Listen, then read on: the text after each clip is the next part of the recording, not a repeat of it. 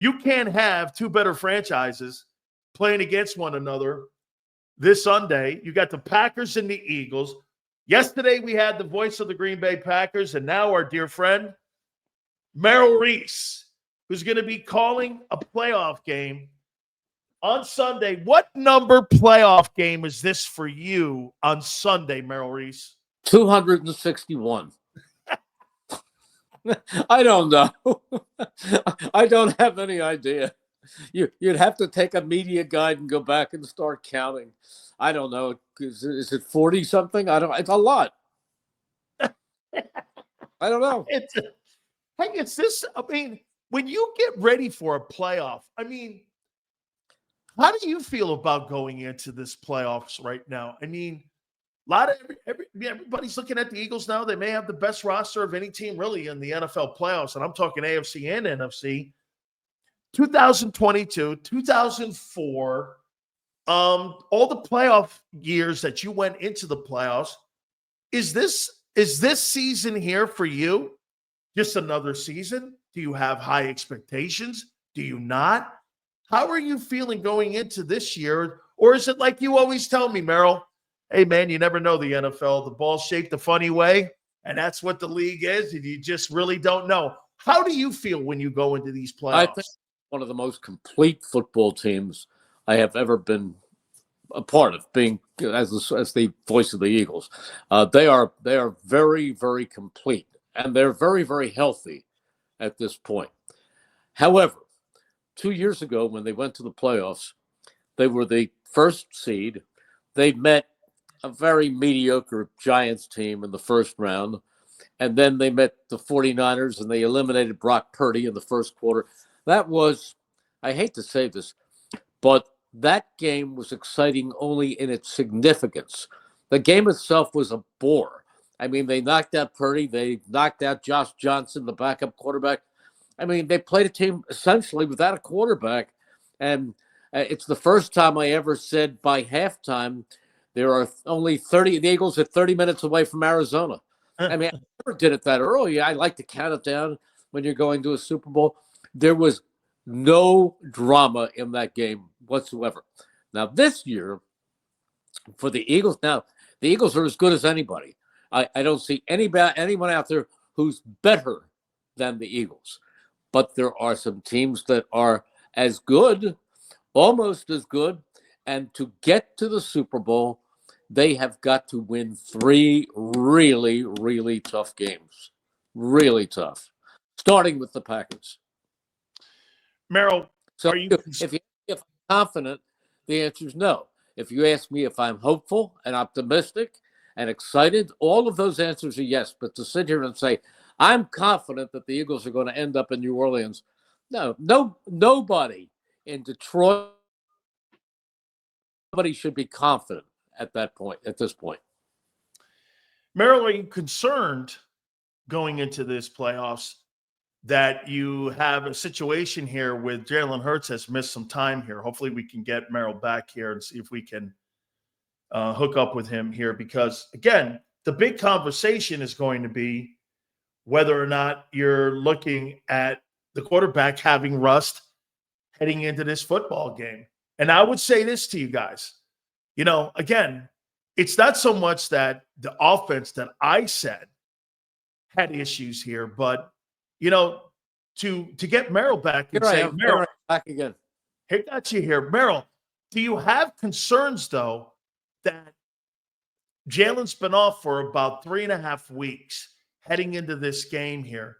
He's not been injured in a way where he could still be out there practicing. When you're in the protocol, you're not allowed to be around all that. So it's a different environment for the quarterback to be around. Are you concerned about that a little bit? Maybe a little bit, but I know Jalen, and I know how dedicated he is. And if he has today, tomorrow, Friday, he'll make do. I mean, he'll get connected with his receivers. He'll reacquire his sharpness. I think he'll be fine. How impressed have you been? I mean, there's no question about it. Vic Fangio has done just a remarkable job. And I said this, and I wonder if you agree with it. I think this group of secondary guys is better than the 22 guys for this simple reason. Merrill, the one problem that I do have with the Eagles heading into this playoff run is that they're very limited at pass rushers like they were in 22. I'm not saying they're bad. I'm saying you had 4 dudes that year that were double-digit sack guys. You had 70 sacks and a high volume. That secondary group finished second in the NFL. That they were very good. This group finished first with really limited pressure, or how about this, to compromise here, half the pressure that they got in 2022. This is a better secondary than that football team that you had in 22. Do you agree? I agree. And the additions of Quinyon Mitchell and Cooper DeJean cannot be overemphasized. That's how important that is. Now, about the pass rusher, there's no Hassan Reddick. There's nobody who compares with Hassan Reddick as a prolific pass rusher on this team. I think counting the playoffs, he totaled something like 19 sacks. But you can't say that those linebackers then were as good. Nobody there was playing like Zach Bond has played this year, and that Kobe Dean has been terrific. And Nolan Smith, as an edge rusher, came up this year. They're really good. Okay, Merrill, who is your rookie of the year this year? Was it Cooper DeJean or was it Quinyon Mitchell?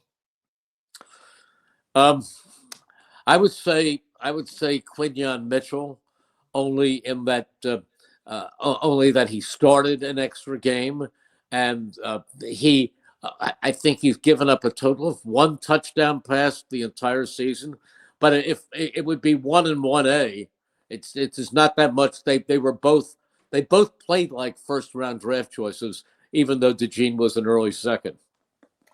You know, Merrill, I got to tell you, I was missed out on one thing this past weekend, and I blame you.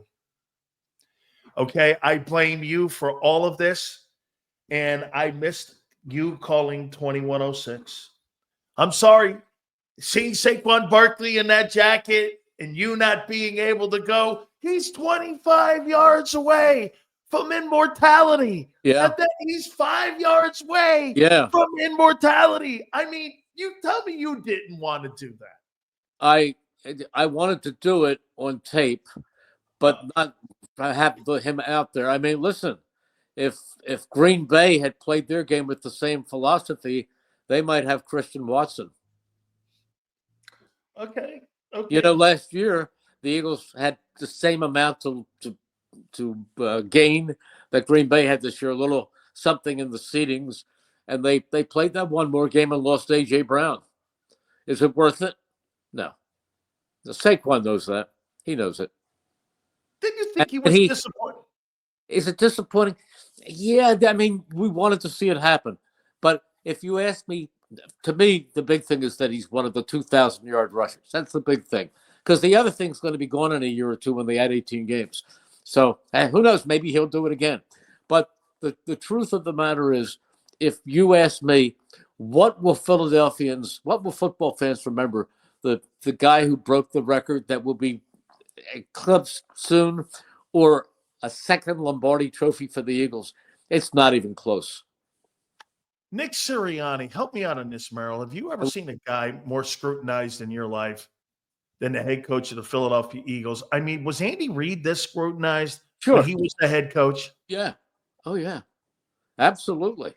Absolutely he was.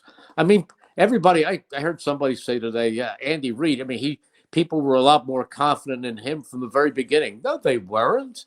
And then people were saying, well, so what? He's winning getting to all these NFC championship games, and he's not getting to the Super Bowl. And then they're saying, but he lost the Super Bowl. And Andy's great. Don't get me wrong. Andy is great. I'm not minimizing it, but I'm telling you that Andy was under the same microscope. Every Eagles coach, including Vermeil when he first came here. And he's the best of all time. And Vermeil was put under the microscope.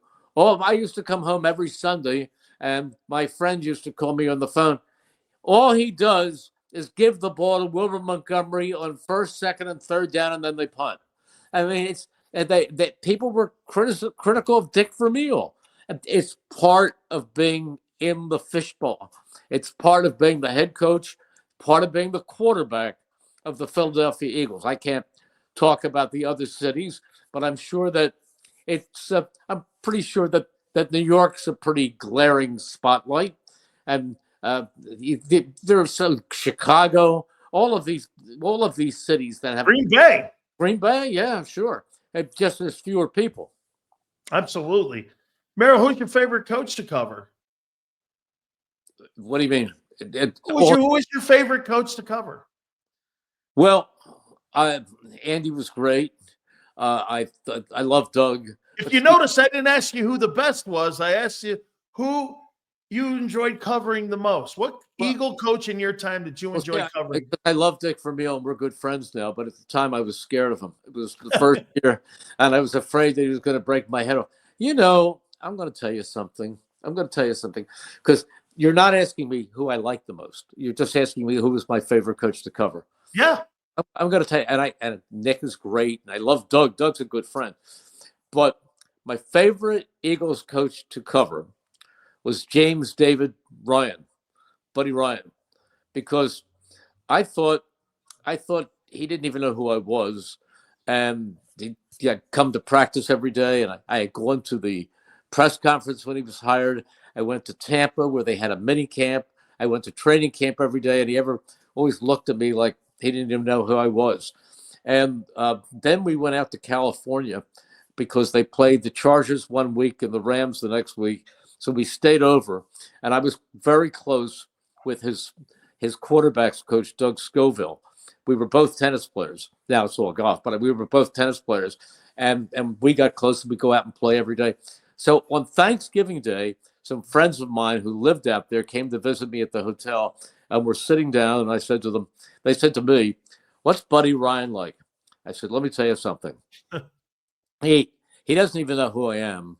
He's very, very cold. And I think he knows what he's doing, but he's not anybody you can even get close to." And at that moment, Buddy walks in and walks over to us and says, "Hi, Merrill, how's your tennis?" Said, "What?" I'm going to tell you something. From that moment on, Dan, we were the closest of friends. You had to pass his test. Once he felt that he could trust you, it was amazing. I'd come into his office to do a 10-minute show, and I'd be getting ready to leave. And when I did a show with Dick, I'd have 10 minutes. By the end of 9 minutes, he was so restless, he'd be ready to go out the door. And at 9:55, I'd be thanking him, and boom, he's gone.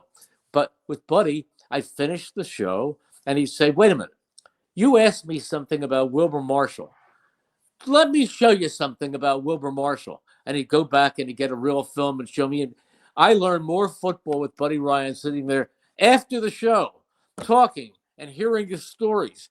Buddy Ryan, and he told me too much. He told me so many things. I knew exactly how I felt about the owner. I knew everything, but he was great for me to cover. I learned so much football, especially defense from Buddy. I loved him. Wayne Larrivee, who's now the play-by-play guy of the Packers. Great broadcaster and great guy. And he was also the Chicago Bears guy during Buddy's time in '85. And I go like this. I go, "Listen, I'm getting Merrill on tomorrow." And I go, "Give me a Buddy Ryan story." So he goes, "Okay." He goes, you heard the one where one day, what's his name? Dick steps in and he puts his head in the meeting, and Buddy looks over at him and goes, "What the hell are you doing in here?" And he goes like, and then he would just, Dick would just look around and he goes, "What the hell are you doing in here?" And the entire room's looking at the head coach. He goes, "Get out of here." And then he would leave, right? And so I said this, and I asked Wayne Larrivee this. I go, "There's an energy that Buddy had about him." Oh, when he walked into the room, and I think that Chicago Bears team, and I asked Wayne, I go, "Do you think that Bears team underachieved?" And he goes, "Yeah, we only won one." That team went 14-2 the next year after going 15-1. And I go, Buddy got the job in '86 in Philly.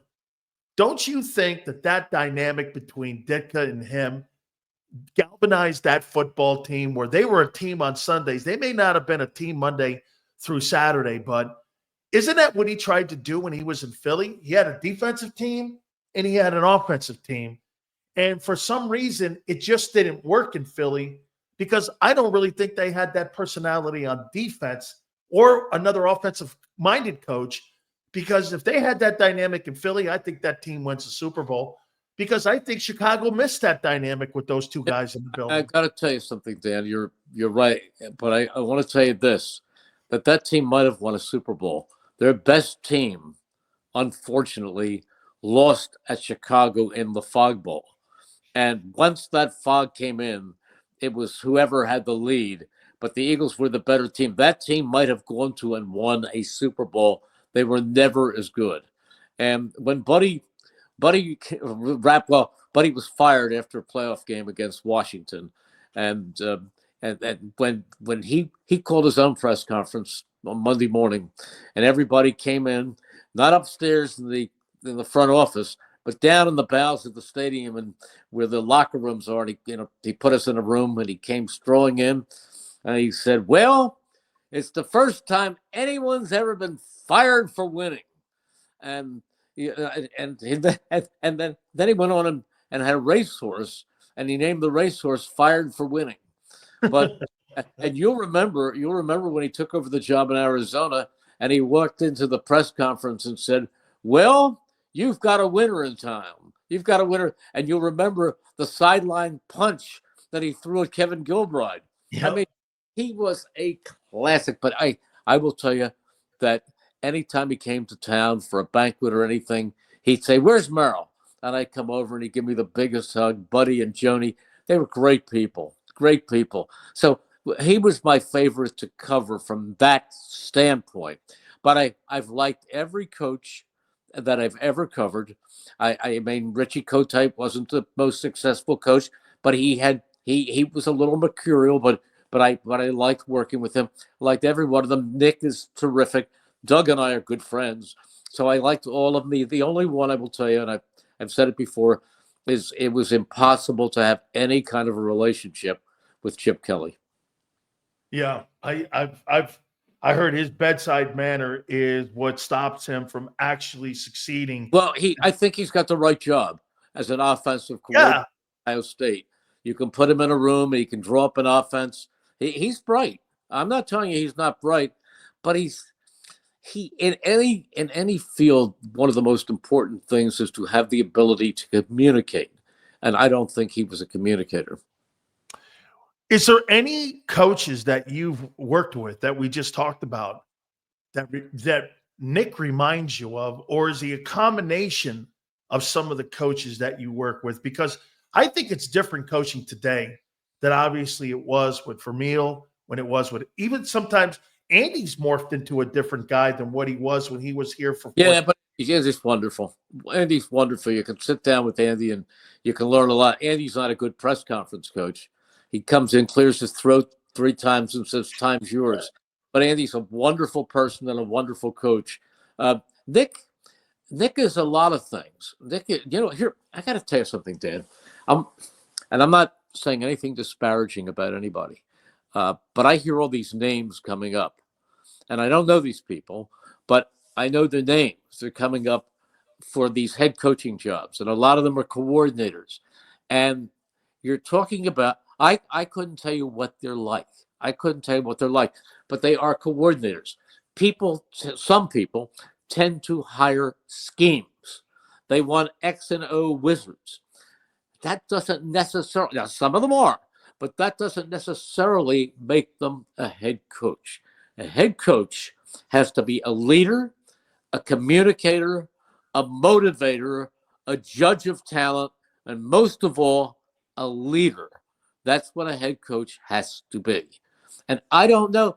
People seem to be looking at schemes. I want a head coach that when he comes to have his interview, that he knocks me over. Not with bragging and this and that, but there's a certain something that you can feel. You know the story about Harbaugh. I told you that whole story before. You could see that Harbaugh was a head coach. You could see that Jeff Fisher was a head coach. You could see that John Gruden was a head coach. Others you could see who became head coaches, you wondered about it because they didn't have that same presence.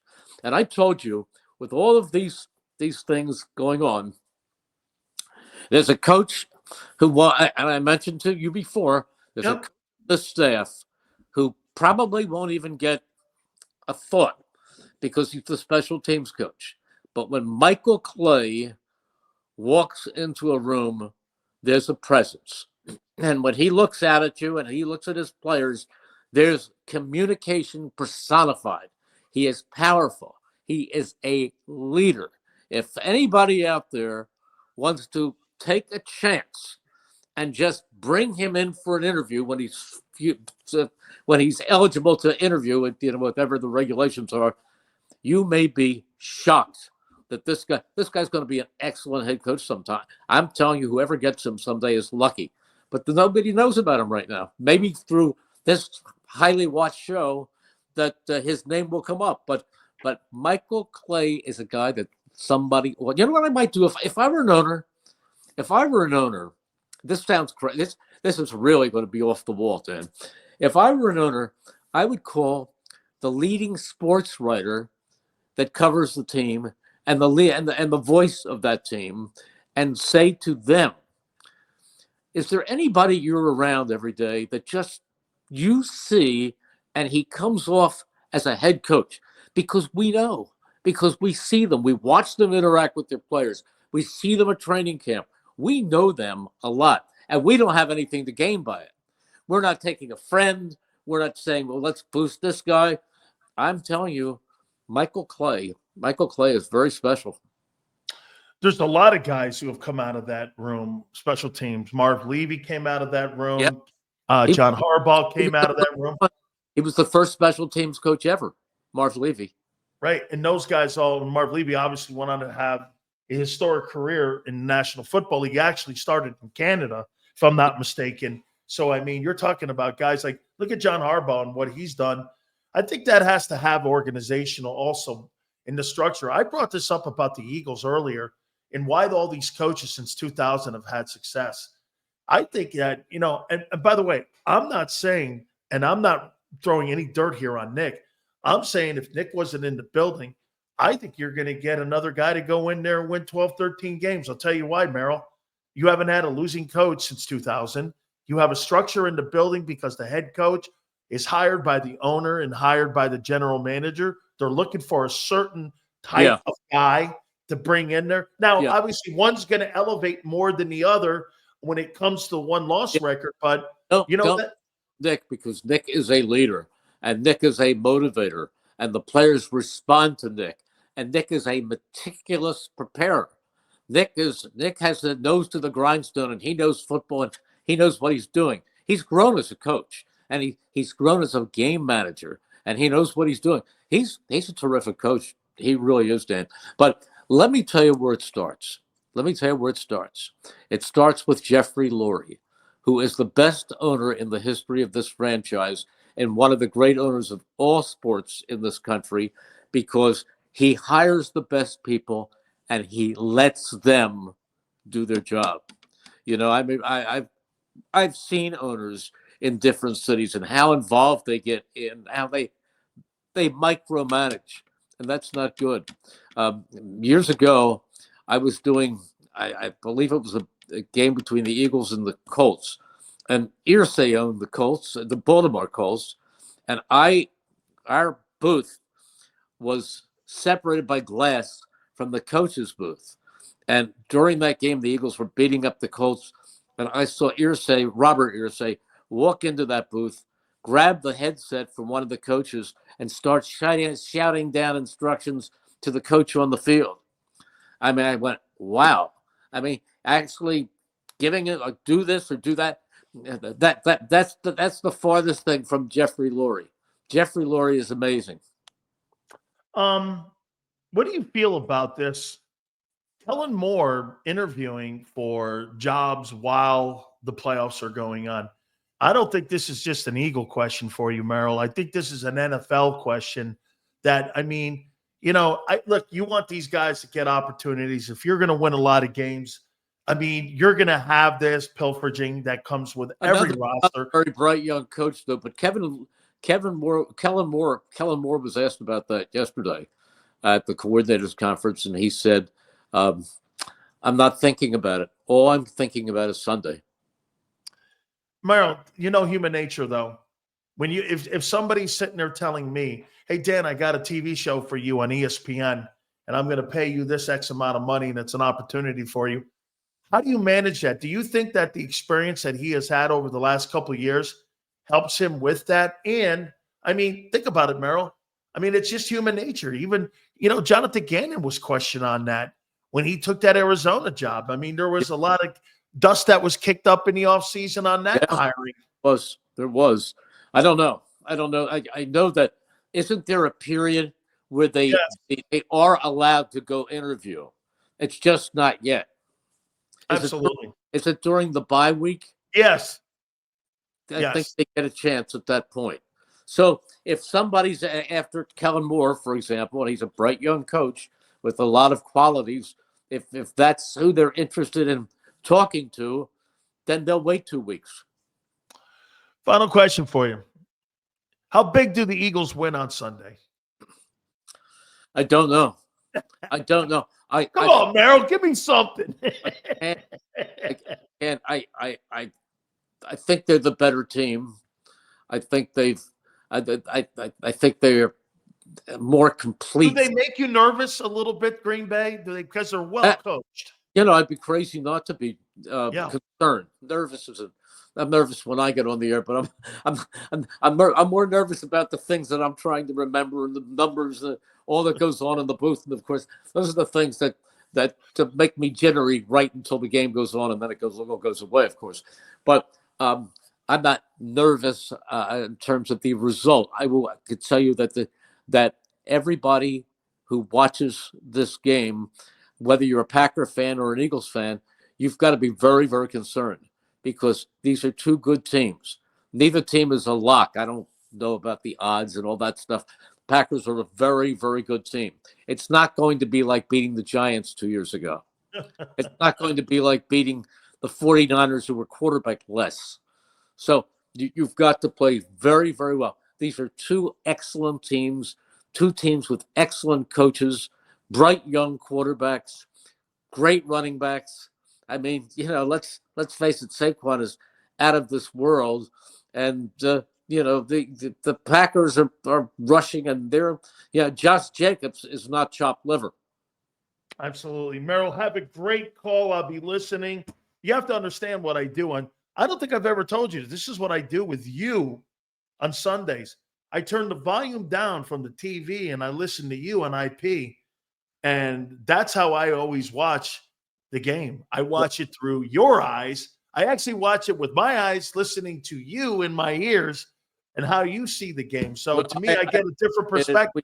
We have a great group, and Mike Quick sitting to my right is just an excellent analyst and puts a lot of preparation into it.